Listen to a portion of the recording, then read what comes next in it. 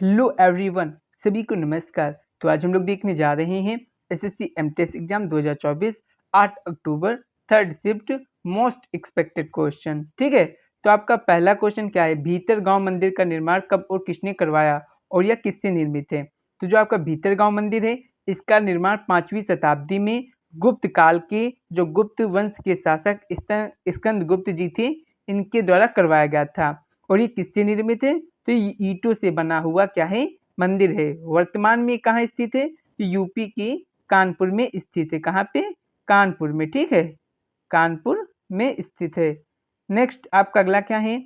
आपका अगला है जो विभाजित खंड वाले जीव हैं वो किस संघ में आते हैं? तो किस संघ में आते हैं? ये सब आपके आते हैं एनालिडा संघ में। और इसमें कौन कौन से जीव आते हैं? तो जैसे आपकी हो गई केचुआ, हो गया क्या हो गया? केचुआ। आपका हो गया जोंक। और आपका क्या हो गया? आपका हो जाता है पॉलीचेट। क्या हो जाता है? पॉलीचेट। ठीक, ये क्या है? एनिलिडा संघ के जीव हैं। और इनकी क्या विशेषता है? इन जीवों के शरीर की सतह पर खंड या समखंड होते हैं। नेक्स्ट आपका अगला क्या है? आपका अगला है प्रस्तावना की भाषा किस संविधान से ली गई? तो जो आपकी प्रस्तावना है वो तो आपके अमेरिका से ली गई थी, लेकिन इसकी भाषा क्या होगी? ये ली गई थी ऑस्ट्रेलिया के संविधान से। और ऑस्ट्रेलिया के संविधान से क्या लिया गया है? समवर्ती सूची भी ली गई है ऑस्ट्रेलिया के संविधान से। नेक्स्ट आपका अगला क्या है? नागालैंड की कौन सी ट्राइब है जो नगाड़ा फेस्टिवल करती है? तो आपकी है रेगमा जनजाति, जो क्या करती है? नगाड़ा उत्सव के दौरान नृत्य करती है। नेक्स्ट आपका अगला है न्यू एजुकेशन पॉलिसी में कितने कंपोनेंट्स होते हैं और यह किस वर्ष आई? तो जो आपकी न्यू एजुकेशन पॉलिसी है ये 2020 में आई थी और इसके जो कंपोनेंट है 4 हैं। School education, higher education, vocational education, teacher training और मूल्यांकन। ठीक है, और ये कब आई थी? ये जो नीति आई थी 2020 में आई थी, ये आप कह सकते हैं लागू की गई थी। नेक्स्ट आपका अगला ही मिलान करना था। आपको दिया है all India forward block, Arya Samaj, Congress socialist party, national Indian association. यहाँ पे दिए थे इनके संस्थापक दयानंद सरस्वती, जेपी नारायण, एस.सी. बोस या सूर्यनाथ बनर्जी। तो आपके जो आर्य समाज है इसकी स्थापना किसके द्वारा की गई थी? स्वामी दयानंद सरस्वती द्वारा की गई थी। कब की गई थी? 1875 ईस्वी में। ठीक है, आपके ऑल इंडिया फॉरवर्ड ब्लॉक इसकी स्थापना कब हुई थी? 1939 ईस्वी में हुई थी। कब हुई थी? 1939 ईस्वी में हुई थी। किसने की थी? सुभाष चंद्र बोस द्वारा की गई थी।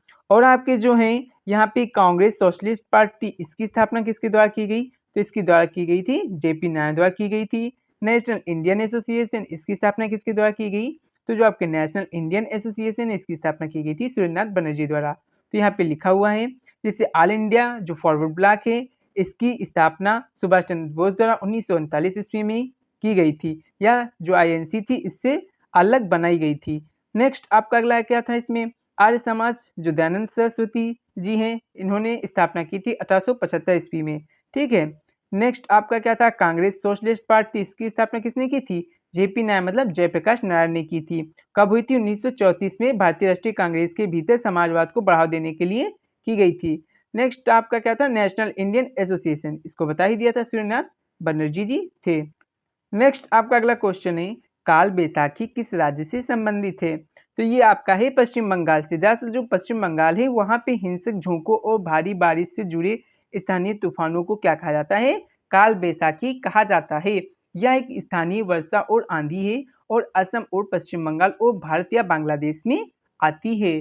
ठीक है, तो ये आपकी क्या है? आपकी एक प्रकार की आंधी या तूफान है जिसे काल बैसाखी कहते हैं पश्चिम बंगाल में। नेक्स्ट आपका अगला है जो नेम से एक उपन्यास है, ये किसके द्वारा लिखा गया था? वो लिखा गया था झुम्पा लाहिरी द्वारा। ठीक है, किसके द्वारा? झुम्पा लाहिरी द्वारा। नेक्स्ट आपका अगला क्या है? भारत में राष्ट्रीय जनसंख्या नीति की शुरुआत कब हुई थी? मतलब जो नेशनल आपकी पॉपुलेशन पॉलिसी इसकी शुरुआत कब हुई थी?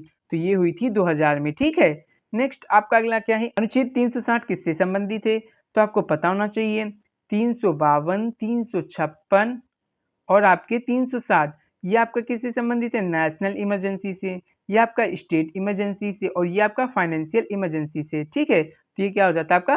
Financial emergency. ठीक है, वित्तीय आपातकाल। और ये जो इमरजेंसी किस देश के संविधान से ली गई है? तो ये आपका ली गई हैं जर्मनी के संविधान से। नेक्स्ट आपका अगला क्या है, जो शतरंज है उसमें गैम्बिट शब्द का क्या अर्थ होता है? तो शतरंज में गैम्बिट या गैम्बिट जैसे कि इसे कभी लिखा जाता था, मूल रूप से शतरंज की शुरुआत को संदर्भित करता है। तो गैम्बिट का मतलब क्या होता है, जो होता है शतरंज की शुरुआत को संदर्भित करता है, जिसमें स्थिति में लाभ प्राप्त करने के लिए बिशप के मोहरे को जानबूझकर बलिदान किया जाता है या फंसाया जाता है। ठीक है, तो क्या होता है, लाभ प्राप्त करने के लिए इसमें क्या होता है, बिशप को क्या किया जाता है, जानबूझकर क्या किया जाता है, उसका बलिदान करवाया जाता है। इसी को क्या कहते हैं, गैम्बिट कहते हैं शतरंज में। ठीक है, नेक्स्ट आपका अगला क्या है, प्रो कबड्डी लीग 2023 में इसका कौन सा संस्करण था? मतलब जो 2023 से 24 तक चला, मतलब 2023 दिसंबर में स्टार्ट हुआ था और 2024 जनवरी में इसका एंड हुआ था। तो प्रो कबड्डी लीग का ये क्या था, 10वां सीजन था। ठीक है, और ये कहाँ हुआ था, अहमदाबाद के एरेना बाय टांस स्टूडियो स्टेडियम में शुरू हुआ था। प्रो कबड्डी लीग एक पेशेवर कबड्डी लीग है जिसकी शुरुआत कब हुई थी, 2014 ईस्वी में हुई थी। नेक्स्ट आपका अगला है, एम साराभाई किस शास्त्रीय नृत्य से संबंधित हैं? तो आपकी जो मृणालिनी साराभाई हैं ये आपकी एक भारतनाट्यम क्या है, शास्त्रीय नृत्यांगना है। मृणालिनी साराभाई को वर्ष 1965 में पद्मश्री, 1992 में भारत सरकार द्वारा पद्म भूषण, 1970 में संगीत नाटक अकादमी पुरस्कार से सम्मानित की गई। तो ये बहुत ही इंपॉर्टेंट है कि इनको कौन सा पुरस्कार कब मिला, जैसे कि 1965 में पद्मश्री, 1992 में पद्म आपका भूषण और 1970 में संगीत नाटक अकादमी पुरस्कार। नेक्स्ट आपका अगला है, वर्ष 2019-21 निधनों का अनुपात शहरी क्षेत्रों में कितना था? तो जो आपका ये बहुआयामी निधनों का जो अनुपात था शहरी क्षेत्रों में वो था 5.27 और आपका ग्रामीण क्षेत्र में कितना था, तो ये था आपका 19.28%। तो आपको ये दोनों बातें याद रखनी है कि शहरी क्षेत्र में 5.27% और आपका ग्रामीण क्षेत्रों में 19.28% था। नेक्स्ट आपका अगला क्या है, राष्ट्रीय एकता दिवस कब मनाया जाता है? तो ये सभी को पता होना चाहिए कि 31 अक्टूबर को हम राष्ट्रीय एकता दिवस के रूप में मनाते हैं। क्यों मनाते हैं? यह दिन भारत के पहले उप प्रधानमंत्री और गृह मंत्री सरदार वल्लभ भाई पटेल की जयंती के रूप में मनाया जाता है। लौह पुरुष के नाम से कौन जाना जाता है? आपके सरदार वल्लभ भाई पटेल जी। नेक्स्ट आपका अगला है, प्रधानमंत्री ने ऑर्डर, जो आपके प्रधानमंत्री, जो हमारे प्रधानमंत्री पीएम नरेंद्र दामोदर दास मोदी हैं, उनको क्या दिया है, order of the Nile award दिया गया है। ये किस देश का सर्वोच्च नागरिक पुरस्कार है, सम्मान है, ये आपको बताना था। तो जो आपका order of the Nile award है ये आपका इजिप्ट का क्या है, सर्वोच्च सम्मान है, जो प्रधानमंत्री नरेंद्र दामोदर दास मोदी जी को प्रदान किया गया है। नेक्स्ट आपका अगला क्या है, संगे मील से मुलाकात गौतम घोष द्वारा किसके जीवन पर आधारित एक वृत्त चित्र है, ये आपको बताना है। तो जो आपके संगे मील से मुलाकात है ये आपकी वृत्त चित्र, ये आपको पता चल गया है किस पे आधारित है, ये आपके आधारित है उस्ताद बिस्मिल्लाह खां के जीवन पर आधारित है। किसके द्वारा लिखी गई है, गौतम घोष द्वारा। बिस्मिल्लाह खां जी क्या है, शहनाई वादक है, किस घराने से आते हैं, तो ये आपके बनारस घराने से बिलोंग करते हैं। तो इनके घराने भी आपको याद रखना है। इनको भारत रत्न पुरस्कार कब दिया गया है, 2001 में इनको भारत रत्न पुरस्कार, जो भारत का सर्वोच्च नागरिक पुरस्कार दिया गया था। ठीक है, तो इन बातों को भी आपको याद रखना है। नेक्स्ट, तो इसी के साथ वीडियो समाप्त होती है। तो वीडियो समाप्त करने से पहले कुछ राष्ट्रपति से जुड़े महत्वपूर्ण आर्टिकल बता देते हैं। 52 राष्ट्रपति के पद के बारे में बताता है। 53 आपके संघ का कार्यपालिका का प्रमुख होगा, ये बताता है। 54 चुनाव के बारे में बताया गया कि राष्ट्रपति का चुनाव की क्या होगा। ठीक है, और आपका जो 55 है इसमें क्या चुनाव की प्रणाली के बारे में बताया गया है कि प्रधान जो राष्ट्रपति हैं उनकी चुनाव की प्रणाली क्या होगी, तो कौन सी होगी, एकल संक्रमणीय अनुपातिक प्रतिनिधित्व प्रणाली द्वारा इनका चुनाव होता है। 56 में कार्यकाल ये कितने समय के लिए चुने जाएंगे, तो 5 साल।